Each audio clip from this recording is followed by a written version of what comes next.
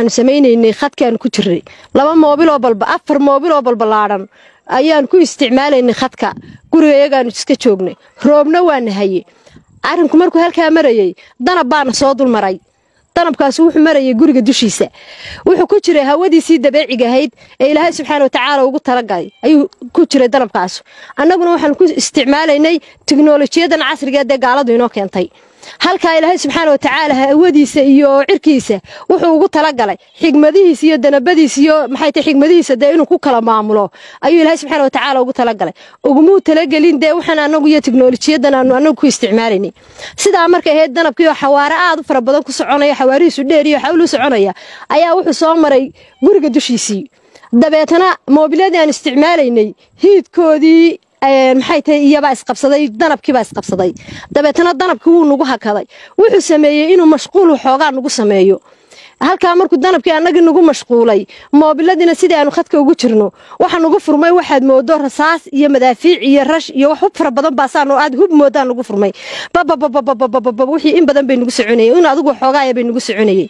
sida markay ahayd waxa ka dhacay danabkii waxaan ugu markii aanu kala garan waayo oo kijada horteeda taaganahay inuu hilaac danabo dhulka galay yahay iyo inuu yahay sabarad yar oo aan weynoon oo dhulka gasho waxba yiri walala halka markuu kijada horteeda galay wuxuu sameeyay hilaac inuu noqdo oo uu dhulkii raaco oo maxay tahay magnad sameeyo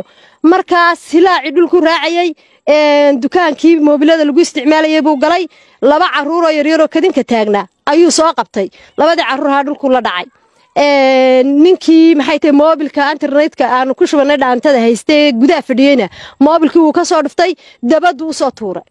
dabada markuu u soo tuuray anigu waxaan soo baxay iyadoo labadii caruur ahaa halkii galgalanayaan oo odaygu intuu soo carray waliba guriga igu soo galay ugu yiri caruurteeni danab baa ku dhacay dabeetana halkaas labada caruur oo moobil ayuu maxay tahay dhulka la dhacay dhigooda ayuu buu raacay hilaac iyo magnadkii oo laba oday oo kale iyaguna barandhaa taagnaa midna wuxuu yiri aniga hilaac caruurta ku dhacay igu soo dhacay bowdadaas uu aan mooday inuu igala baxay mid kale wuxuu yiri anuna garbahan wax ka noqday